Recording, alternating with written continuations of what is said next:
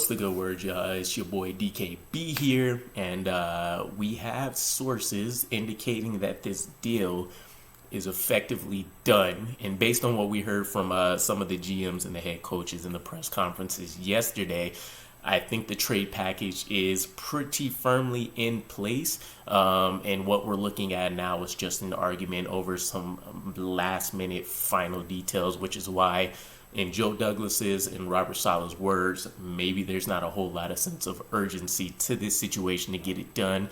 They're kind of, willing to sit and wait it out as close to the draft as possible and see if that starts changing some minds in the Packers building. But here's effectively what the sources said, and I wish I can let you guys know who these supposed sources are, but I just have to kind of piece some things together based on what we've heard from before, what we know, and kind of, build a case for it. So, again, according to these sources, the trade package essentially looks like Green Bay will get our 2023 second-round pick. They'll also receive our 2024 second-round pick, but it's going to be conditional. The conditions are on a team performance escalator, situation. So I think that's the key piece of it, the team performance, because you tie that into things like if we become a division winner, then it can improve to a first, or if we become AFC conference champion, if we reach maybe, 12, 13 wins, something like that, that will indicate that you're definitely looking at the playoffs, if not Super Bowl strongly, if you want to go, AFC champion realms. So I'm perfectly fine with all that. Future first round picks are great. If the season goes the way we expect, we, talked about this during the Jets Flight Squad podcast, nobody is going to scoff at a late first round pick. So let's dive into what is holding up this part of the trade package. It seems like the New York Jets want to protect themselves from not having a one-and-done season from Aaron Rodgers. So they have the qualifier for the 2024 pick, which seems like something that, according to the sources, Green Bay is pushing back on. They just want straight-up picks. And then the second piece of it is this kind of kickback scenario where if Aaron Rodgers does indeed only play for one season with the New York Jets, the Jets will like compensation back in order for giving up, additional resources up front, which would be that conditional second round pick in 2024. Now, none of this is a revelation whatsoever, but that I think is the biggest piece of why, this trade package definitely could be getting held up.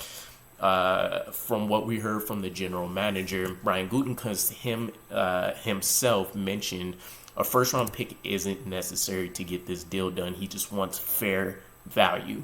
What does that mean? Who knows? We haven't really been in a situation before where you have a four-time MVP, latter stages of his career. He spent the last 3 to 4 years mulling retirement. He still has a passion that's kind of came out of nowhere due to the Packers, almost, I guess, being shady, I guess, with maybe how the communication's going. Although Brian also mentioned that, Aaron Rodgers himself kind of just ghosted the whole organization.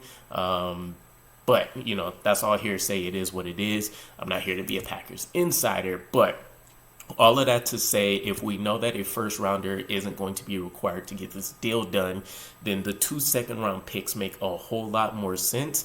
And I'm curious what the 20, and by the way, I don't believe I mentioned this, the trade compensation back if Aaron Rodgers does indeed retire after 1 year, according to the sources, is that the New York Jets will want a 2025 draft pick back.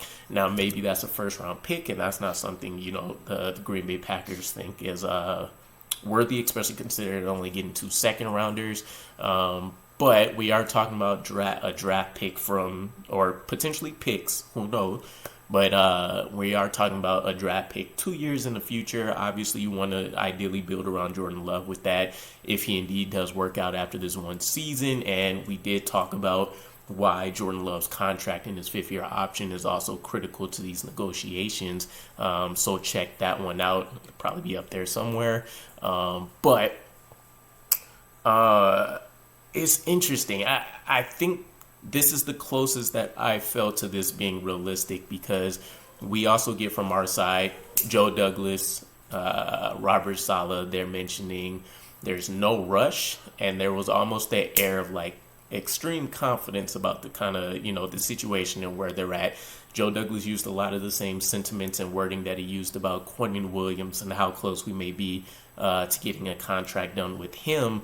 And we know the deadline for that is coming up with the start of OTAs beginning on April 17th for the team. So I don't know.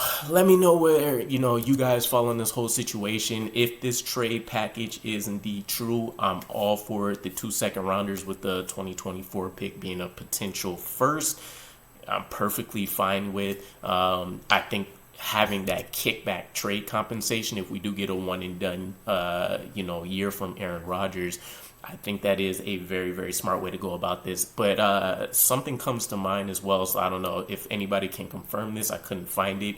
I want to say it was Tigo mentioned to me that things like that can't be included in trade demands or, trade negotiations anymore. I couldn't find out why, if that's true or anything else. So if you guys know, let me know. But otherwise, comment below. What are your thoughts about the trade package, about, Green Bay's side of this potentially being held up?